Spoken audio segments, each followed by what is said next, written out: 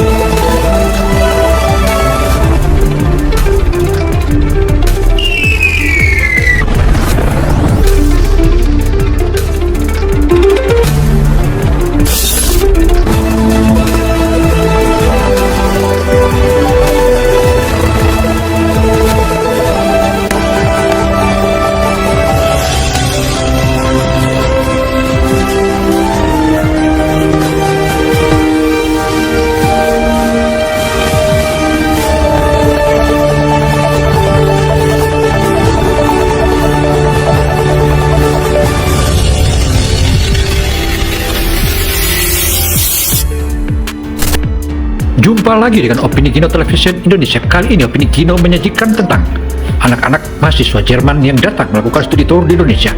Awalnya Indonesia diremehkan, tetapi sehari demi sehari dan setempat demi setempat mereka lewati, dan pada akhirnya mereka menyebutkan bahwa ternyata Indonesia itu maha dahsyat dan hebat dibanding negara-negara sebelumnya.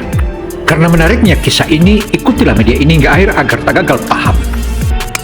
Tak ada yang pernah menyangka, di tanah Asia Tenggara yang pernah kami pandang sebelah mata ini, para elit dari Jerman akan menemukan titik balik dalam hidup mereka. Kisah menakjubkan selama 7 hari ini akan segera dimulai. Halo semuanya, nama saya Maximilian Hohenzollern, siswa kelas 3 di Gymnasium Helmholtz di Heidelberg, Jerman. Pernahkah kalian mendengar nama sekolah kami?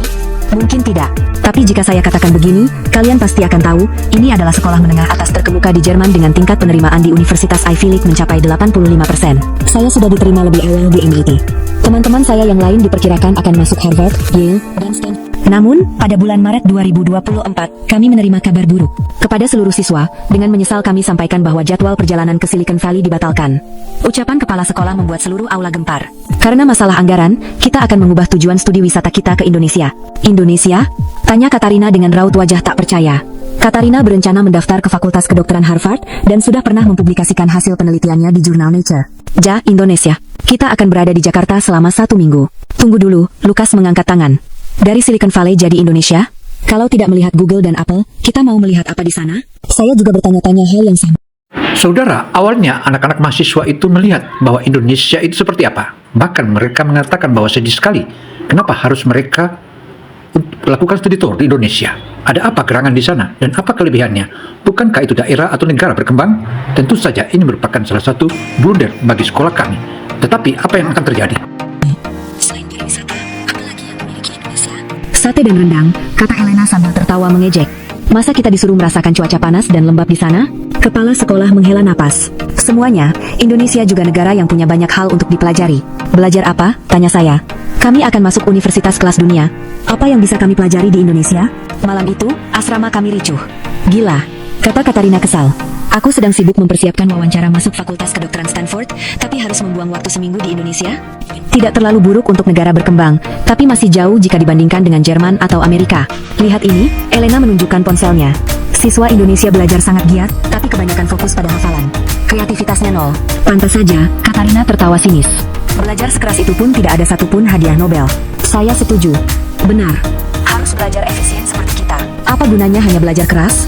Setelah penerbangan selama 14 jam, kami tiba di Bandara Internasional Soekarno-Hatta. Sabar, tinggal seminggu lagi, kataku pada teman-teman. Saat itu, kami belum tahu bahwa minggu ini akan menjadi pengalaman paling tak terlupakan dalam hidup kami. Setibanya di Terminal 3 Soekarno-Hatta, Katarina berkata akan ke toilet selagi kami menunggu antrean imigrasi. Kami melihat sekeliling bandara. Sejujurnya, kesan pertama tidak buruk. Bersih dan lebih besar dari yang kukira. Aku Lukas. Hampir setara dengan Bandara Munich, Elena juga sedikit terkejut. Tapi 15 menit berlalu, Katarina belum juga kembali. Ada apa? Saya mengirim pesan padanya dengan cemas. Tiba-tiba, Katarina berlari dengan wajah pucat. Gawat, dompetku hilang. Apa? Kami semua terkejut. Sepertinya tertinggal di toilet. Di dalam dompet Hermes itu ada uang tunai 200 euro dan semua kartu kreditku.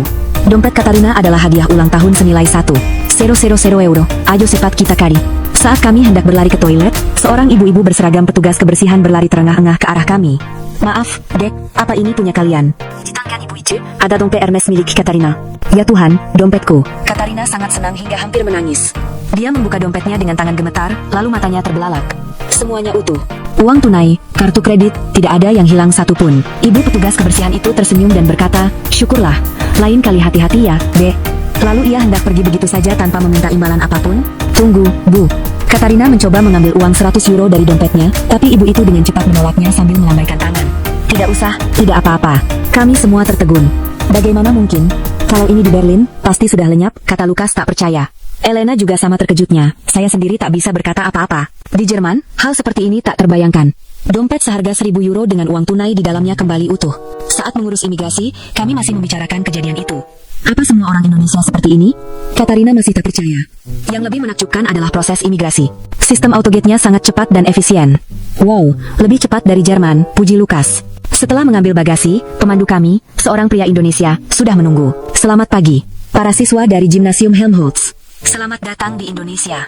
Yang luar biasa, pemandu kami namanya Budi berbicara bahasa Jerman dengan sangat lancar. Anda fasih sekali berbahasa Jerman, kata Elena terkejut. Saya pernah kuliah 5 tahun di Jerman dan sempat mengajar bahasa Indonesia di Universitas Frankfurt, jawabnya. Dalam perjalanan ke hotel, saya melihat keluar jendela. Jalan tolnya terawat baik, papan penunjuk jalan juga dilengkapi bahasa Inggris. Bandara Soekarno-Hatta selalu masuk dalam jajaran bandara terbaik di dunia, jelas Budi.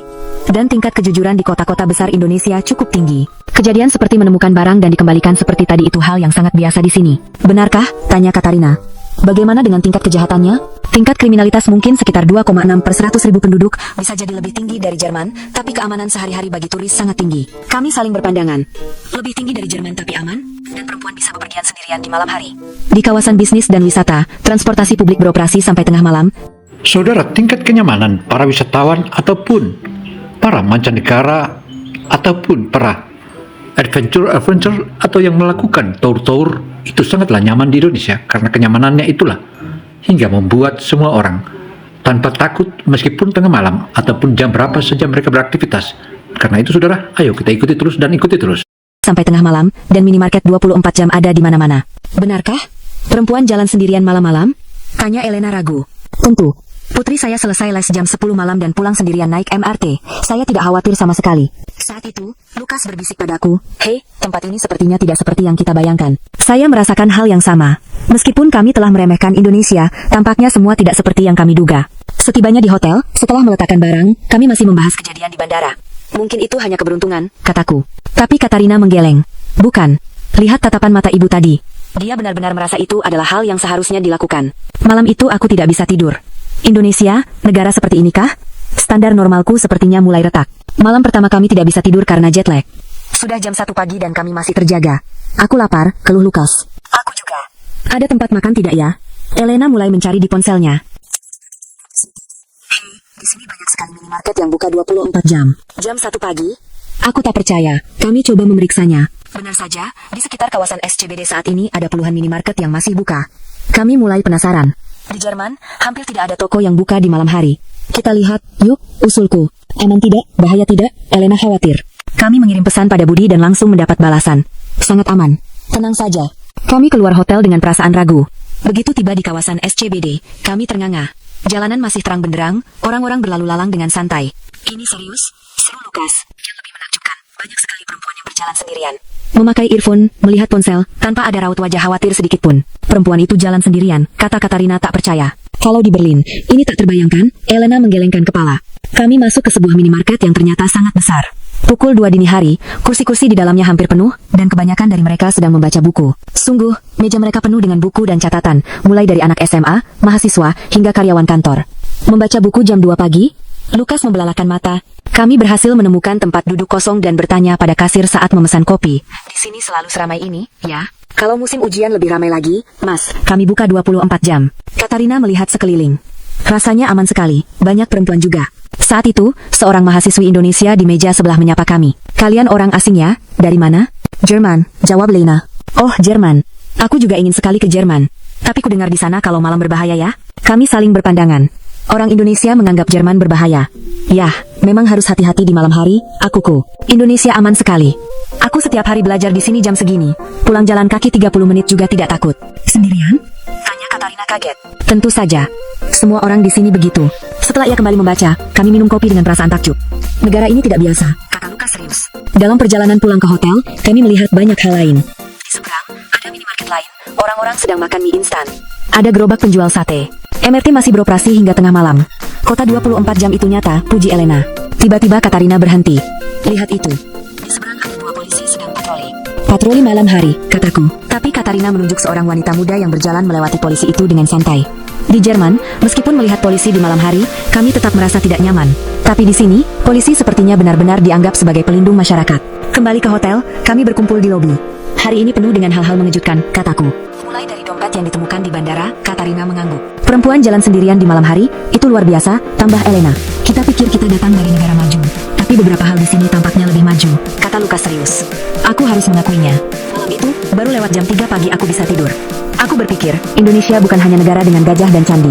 Keamanan ini, mungkin inilah indikator sejati kemajuan sebuah negara.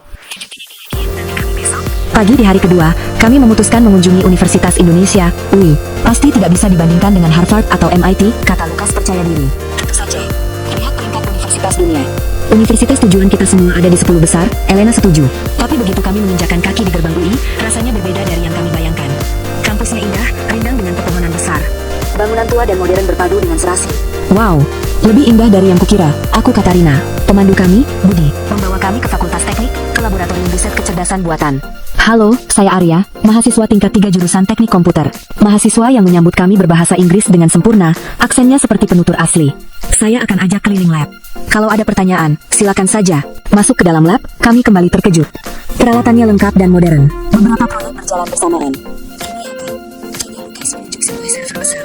Model bahasa skala besar yang sedang kami kembangkan. AI yang khusus untuk bahasa Indonesia. Saat ini performanya sudah mendekati level Google atau OpenAI. Mahasiswa yang mengerjakan ini, tanyaku heran. Iya, tim kami 12 orang, semuanya mahasiswa, dosen hanya memberi arahan. Saat itu, Katarina bertanya, bolehkah kami melihat laboratorium Fakultas Kedokteran? Tentu saja, teman saya mahasiswa kedokteran. Sebentar saya hubungi.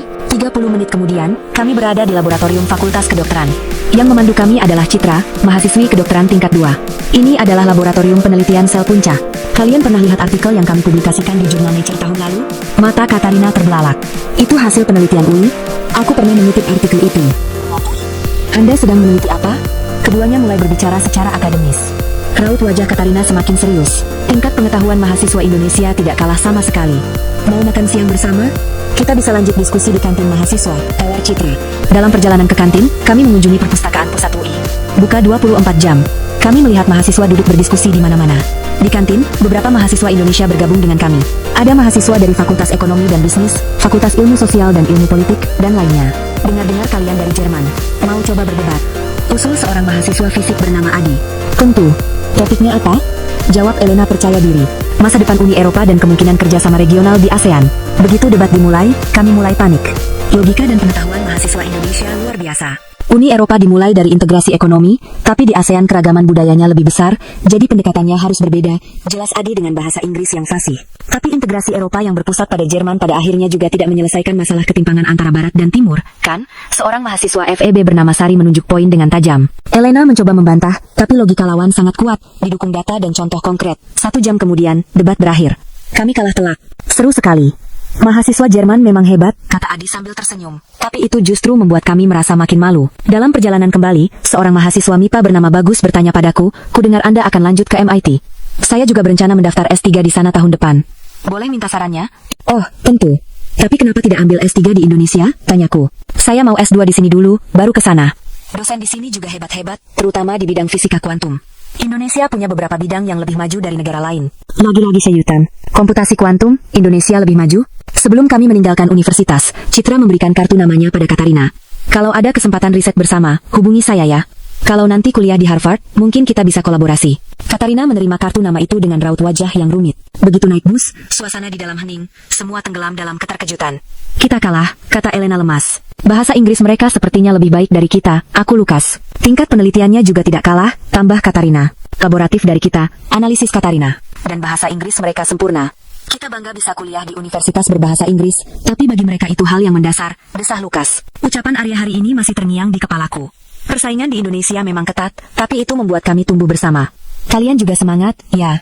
Budaya saling menyemangati bahkan dalam kompetisi. Ini sepertinya kekuatan Indonesia. Hari ketiga, kami mengunjungi kantor pusat sebuah perusahaan teknologi terkemuka di BSD City, Tangerang. Paling hanya pabrik perakitan komponen elektronik, kan? Kata Tobias.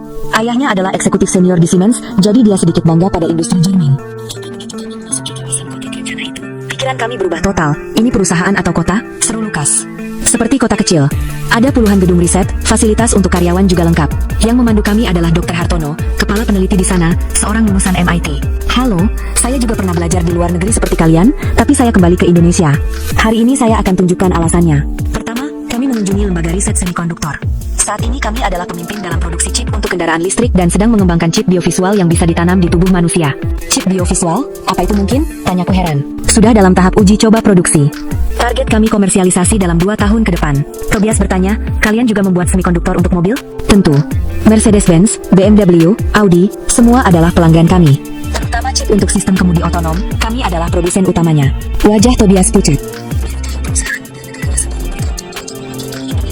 Selanjutnya, lembaga riset chip AI. Katarina sangat tertarik. Di sini kami mengembangkan akselerator AI generasi berikutnya. Lihat chip ini. Chip seukuran kuku. Dengan chip ini, model iMedis bisa dijalankan langsung di ponsel pintar untuk analisis penyakit awal. Efisiensi dayanya 10 kali lebih baik dari generasi sekarang. Tidak mungkin. Seru Katarina. Akan dijual tahun depan. Apple dan Google sudah memesan. Lembaga riset komputasi kuantum memberikan kejutan lain. Ini adalah chip kuantum yang dikembangkan oleh tim insinyur Indonesia. Stabilitasnya tertinggi di dunia. Mau lihat demonya? Seorang peneliti menjalankan algoritma kuantum yang kompleks. Hasilnya muncul seketika. Ini lebih cepat dari punya IBM. Lukas tak percaya. Betul. Indonesia adalah salah satu pemimpin dunia dalam riset komputasi kuantum. Makan siang kami bersama para karyawan perusahaan. Kebanyakan adalah insinyur muda. Kenapa tidak bekerja di luar negeri? Gaji di Silicon Valley lebih tinggi, kan? Tanyaku pada salah satu insinyur. Dia tersenyum dan menjawab, di sini lebih seru. Bisa menciptakan teknologi paling canggih di dunia secara langsung. Dan Indonesia akan menjadi pusat teknologi ASEAN. Tidak ada alasan untuk pergi. Sore harinya, kami mengunjungi pusat pameran inovasi. Chip layar fleksibel, chip antarmuka otak komputer, semikonduktor untuk penggunaan luar angkasa. Ini semua hanya prototipe, kan? Lukas tak percaya. Bukan. Semua akan dijual dalam 2,3 tahun ke depan. Terakhir, lembaga riset biochip. Di sini juga ada bioteknologi. Tobias terkejut. Kami sedang mengembangkan chip komputasi DNA yang bisa mendiagnosis dan mengobati penyakit langsung di dalam tubuh manusia. Saat kunjungan berakhir, Dr. Hartono berkata, Indonesia mungkin tidak besar, tapi kami menggerakkan dunia dengan teknologi. Kalian juga harus punya mimpi yang besar. Bagaimana aku akan bilang pada ayah? Tobias memegangi kepalanya. Industri Jerman tidak bisa berjalan tanpa teknologi dari sini. Aku pikir kedokteran adalah bidang paling canggih. Katarina juga tertegun. Apa yang akan kita kembangkan 10 tahun lagi? Mereka sudah melakukannya sekarang. Simpel Lukas. Aku merasa kebanggaan sebagai orang Jerman hancur berkeping-keping. Jerman, negara teknologi, telah menjadi masa lalu di hadapan Indonesia. Tapi yang lebih menakjubkan adalah orang-orang itu benar-benar menikmati masa depan, kata Elena. Benar. Sorot mata para insinyur Indonesia itu hidup. Bukan perasaan terasing, tapi gairah kerja yang tulus. Kembali ke hotel, keterkejutan belum hilang. Kita kuliah di Ivy League untuk apa? Aku menertawakan diri sendiri. Benar juga. Mungkin lebih baik kuliah di Indonesia? Kata Katarina. Malam itu, aku menulis di buku harian. Hari ini aku melihat masa depan. Dan masa depan itu ada di Indonesia. Kami mengunjungi SMA Cendekia Bangsa, sebuah sekolah menengah atas unggulan. Seberapa hebat sih anak SMA? Lukas mencoba mengembalikan kepercayaan dirinya. Tapi begitu masuk ke sekolah itu, kepercayaan dirinya hancur lagi. Pukul 7.30 pagi, sekolah sudah penuh siswa. Terdengar berbagai bahasa dari koridor. Siswa tadi bicara bahasa Jepang, kan? Elena terkejut. Kepala sekolah menyambut kami. Selamat datang. Siswa kami sangat antusias bertemu dengan siswa dari sekolah ternama Jerman. Kelas pertama yang kami kunjungi adalah kelas debat bahasa Inggris. Topiknya, koeksistensi manusia dan AI. Seorang siswa berdiri dan presentasi dalam bahasa Inggris, sementara catatannya dalam bahasa Jerman. Perkembangan AI tidak bisa dihindari, tapi kreativitas dan emosi yang unik dari manusia tidak tergantikan. Aksennya sempurna, tapi yang lebih menakjubkan, struktur logikanya setingkat mahasiswa pasca sarjana. Siswa itu umur berapa? Bisik Katarina. 17 tahun, jawab guru di sampingnya. Saat debat dimulai, lebih hebat lagi. Para siswa menggunakan bahasa Inggris, Indonesia, dan bahasa ketiga untuk berdebat. Saat istirahat, seorang siswa bernama Eko menghampiri kami. Halo, saya Eko, katanya dalam bahasa Jerman yang lancar. Kamu bisa berapa bahasa? Tanyaku. Indonesia, Inggris, Jepang, Mandarin. Jerman sedang belajar. 5 bahasa, kami semua ternganga. Di sini itu rata-rata. Minimal harus bisa 3,4 bahasa. Selanjutnya kelas matematika. Ini kan matematika tingkat universitas? Aku melihat papan tulis dengan kaget. Kalkulus tingkat lanjut. Siswa kelas 11 sudah harus selesai, jelas guru.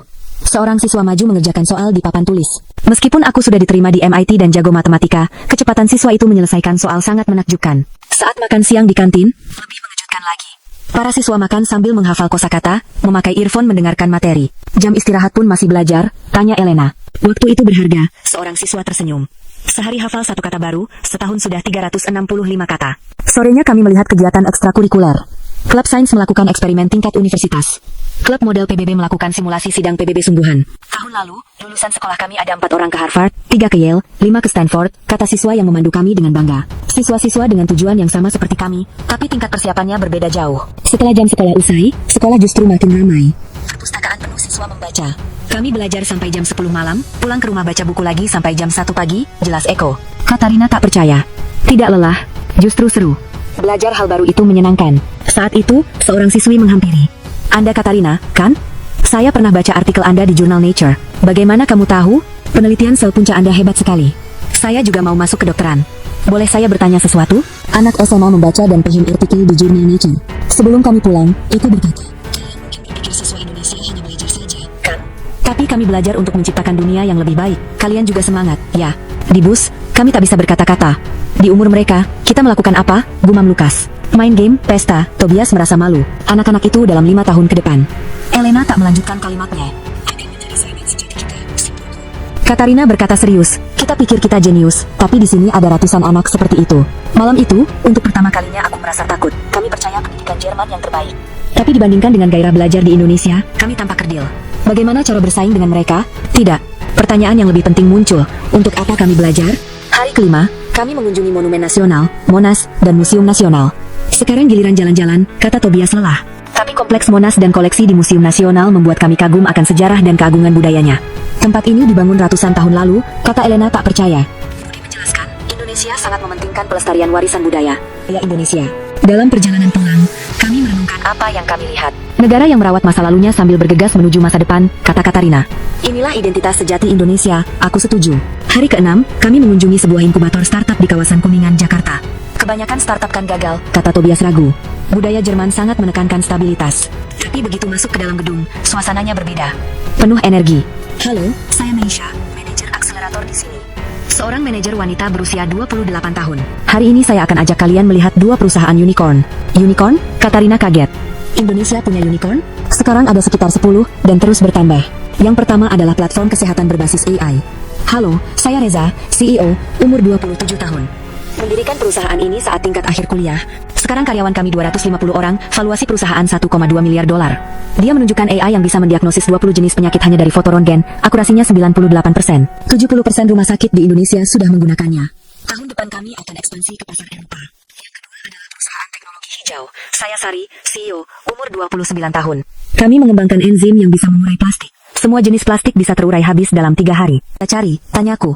Anak-anak muda Indonesia mewujudkan mimpi mereka, sementara kita hanya mengikuti jalan yang sudah ditentukan orang lain. Mungkin, kata Tobias hati-hati, kitalah pecundang yang sebenarnya. Malam itu, aku memutuskan. Gelar dari MIT bukan tujuan. Aku harus berpikir, untuk apa gelar itu akan kugunakan. Indonesia tidak mengajariku teknologi, tapi mengajariku sikap, keberanian untuk menantang. Hari ke-7, pagi hari kami mengunjungi kota tua Jakarta, jalan-jalan lagi, Lukas tampak lelah.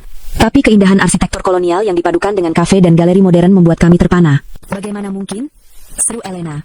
Budi menjelaskan, Indonesia, di tengah pembangunannya, juga melindungi warisan budayanya, masa lalu dan masa depan hidup berdampingan. Di Pelabuhan Sunda Kelapa, kami melihat kehidupan masyarakat yang sederhana di tepi laut, kontras dengan gedung-gedung pencakar langit di kejauhan. Meninggalkan masa lalu bukanlah kemajuan. Melangkah ke masa depan dengan masa lalu sebagai fondasi, itulah kemajuan sejati. Sorenya kami mengunjungi sebuah pusat kreatif di M Block Space, sebuah tempat yang mengubah bangunan tua menjadi ruang budaya. Ini dulunya komplek perumahan Peruri, Lukas heran, penuh dengan galeri, toko desain, dan ruang pertunjukan. Melestarikan sejarah sambil menciptakan nilai baru, jelas seorang kurator. Kami bertemu seorang desainer. Karyanya mengesankan. Dia memadukan motif batik tradisional dengan fashion modern dan karyanya populer di Paris. Motif tradisional menjadi fashion modern, Katarina terkesima. Ya, ini cara mengenalkan identitas Indonesia pada dunia. Katarina. Indonesia membawa sejarah ke masa kini, simpul Lukas. Malam terakhir, kami pergi ke kawasan Kemang, yang katanya tempat berkumpulnya anak muda dan ekspatriat. Begitu tiba, kami terkejut. Budaya Jepang, Korea, Barat, berbaur menjadi satu. Kami makan malam di sebuah restoran milik orang Vietnam yang fasih berbahasa Indonesia. Saya sudah 10 tahun di Indonesia. Sekarang ini kampung halaman saya. Orang Indonesia menerima saya dengan sangat hangat. Setelah makan, kami berjalan-jalan. Ada restoran ramen Jepang, ayam goreng Korea, restoran Italia. Kami masuk ke sebuah kedai kopi, pemiliknya orang Belanda, istrinya orang Indonesia. Kami bertemu di Amsterdam, menikah, lalu pindah ke sini. Saya tidak menyesal. Energi dan peluang di Indonesia sangat besar. Eropa terlalu statis. Indonesia berubah dan tumbuh setiap hari, kata Katarina. Setibanya di Bandara Soekarno-Hatta, ada yang mengantar kami. Yang mengejutkan, mereka adalah Arya dan Citra dari UI, serta Eko dari SMA Cendekia Bangsa. Kalian benar-benar datang? Katarina terharu. Tentu saja. Teman mau pulang, kan? Senyum Arya. Citra memberi kami hadiah kecil, sapu tangan batik. Semoga sukses. Eko memberikan surat yang ditulis dalam bahasa Jerman. Kalau sudah kembali ke Jerman, tetap berkabar. Ya, pasti, jawabku tulus. Kami menghabiskan waktu terakhir di sebuah kafe bandara. Jujur saja, awalnya kami meremehkan Indonesia, akuku. Kami tahu, senyum Arya. Orang asing jarang mengenal sisi Indonesia yang ini. Tapi sekarang berbeda, kata Tobias. Saya sekarang paham kenapa Indonesia adalah negara dengan potensi yang sangat besar. Citra berkata penuh arti, bukan hanya teknologi atau ekonomi. Sikap masyarakatnya lah yang menciptakan negara maju. Benar, Katarina mengangguk. Semangat menantang orang Indonesia, kebaikan hati mereka, dan harapan mereka akan masa depan. Waktunya naik pesawat. Kami berpelukan dan berjanji akan terus berkomunikasi. Saat masuk ke ruang tunggu keberangkatan, aku menoleh ke belakang. Mereka masih melambaikan tangan. Sambil menunggu pesawat, kami berbicara untuk terakhir kalinya. Apa kita benar-benar berubah? Tanya Tobias. Berubah, jawabku mantap. Kita seminggu yang lalu dan kita yang sekarang adalah orang yang berbeda. Iya, Elena setuju. Dulu aku ingin menjadi yang terbaik. Sekarang aku tahu kenapa harus menjadi yang terbaik. Lukas berkata dalam, Indonesia mengajarkan kita kerendahan hati, gairah, dan nilai dari tumbuh bersama. Panggilan untuk naik pesawat terdengar. Saat menaiki pesawat, kenangan selama seminggu ini muncul di kepala. Ibu petugas kebersihan di bandara, SCBD di tengah malam, debat dengan mahasiswa UI, teknologi masa depan di BSD City, siswa penuh gairah di sekolah unggulan, keagungan Monas, startup yang berani menantang, Jakarta tempat masa lalu dan masa depan hidup bersama. Aku akan merindukan Indonesia, gumamku. Hanya merindukan? Tobias tersenyum. Atau kita juga harus menjadi seperti orang Indonesia? Tentu saja, kami berkata serempak. Pesawat lepas landas. Tanah Indonesia yang terlihat dari jendela semakin mengecil. Ini bukan perpisahan, tapi sebuah awal yang baru. Kembali ke Jerman, kami akan menjalani hidup dengan cara yang berbeda. Lebih rendah hati, lebih bergairah, dengan mimpi yang lebih... Saudara, apa yang barusan kita saksikan itu merupakan salah satu gambaran masyarakat dunia yang sebelumnya memandang remeh Indonesia. Tetapi setelah mereka masuk dan pahami, serta mereka telusuri apa yang terjadi di Indonesia, mereka akhirnya menyesal. Dan kemudian melahirkan sebuah ide dan gagasan bahwa ke depan Indonesia memiliki masa depan yang baik. Demikian paparan ini, saya Gino Samsudin Mirsad melaporkan. Wassalamualaikum warahmatullahi wabarakatuh. Begitu